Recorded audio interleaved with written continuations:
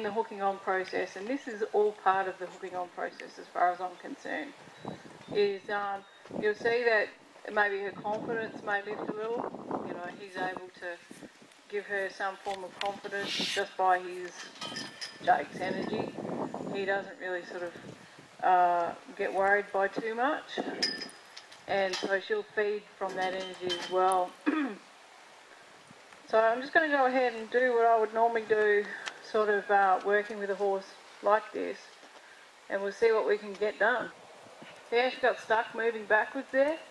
You know, like she braced into me. I don't know if you could hear through the mic. She went, "Argh!" And then she moved her feet, and then she could breathe again. She's a mare that kind of holds her breath when she gets bothered, but if she just moves her feet, she'll be able to relax. So what I'm going to do now is I'm going to get Heath to come in here, and we're just going to pick her feet up, and I'm going to move her feet like we were starting as a colt as such, so that he gets used to having somebody come in, a different person around, somebody hanging on.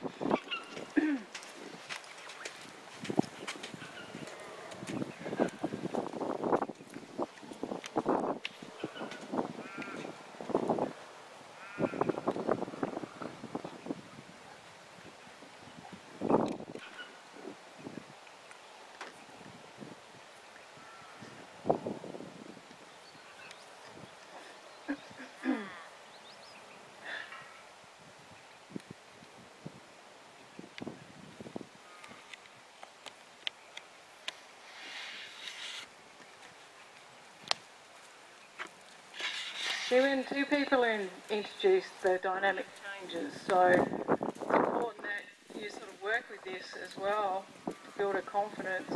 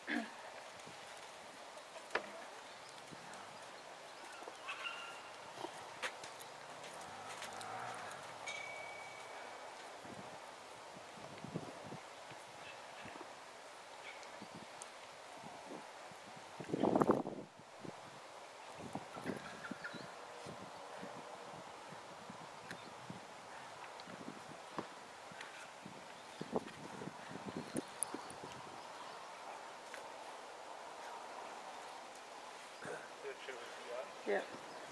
So in this process, we'll trim her as we go. So it's going to be a learning process through the deal as well.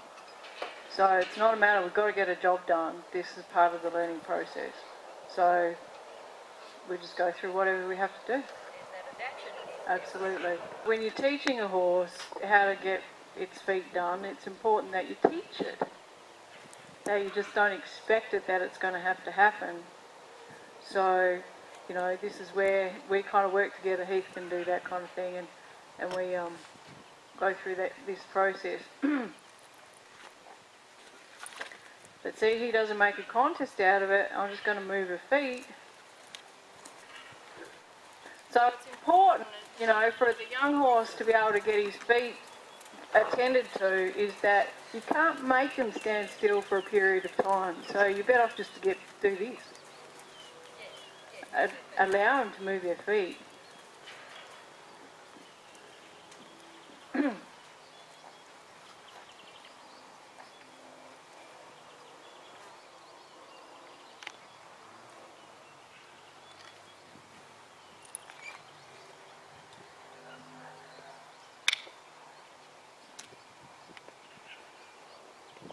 But you can see what I had to do to get her to want to have her feet attended to. This is a week's work, isn't it, Kelly? Yeah, yeah.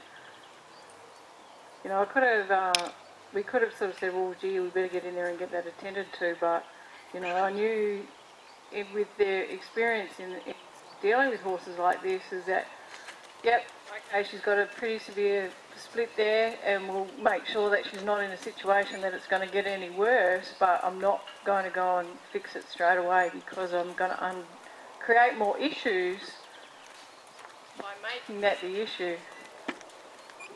So this, in an essence, Kel, is a foundation. Yeah, it's a foundation, so, you know, you may have to do this a few more times and then pretty soon she'll get to, oh, well, that's not that bad. It's not that much of an issue for me to stand here and have my foot, they're not really hurting me.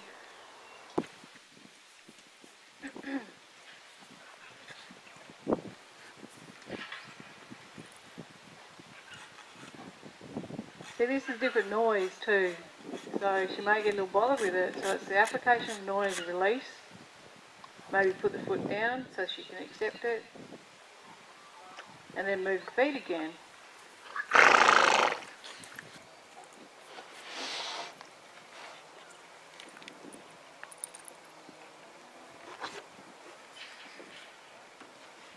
You see there, he doesn't hoik that back leg up, and you know, she's quite relaxed now.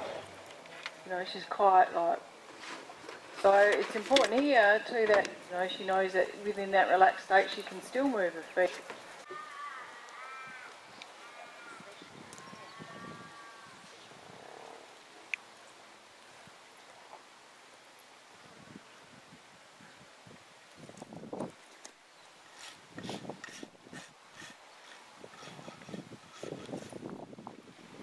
So you can see at the end there, like I gradually moved away from her so that she could stand there herself, like softly, and allow her feet to be picked up and trimmed. So, you know, it's probably taken us an hour and a half to be able to, and plus what I had to do during the week with this mare, like to get it to that point. But, you know, if you continue to keep working with her in that sense and understanding what she requires to be able to have the understanding that she needs to get her feet trimmed or to be around, then you'll keep building on that, and her trust will just keep building and building and building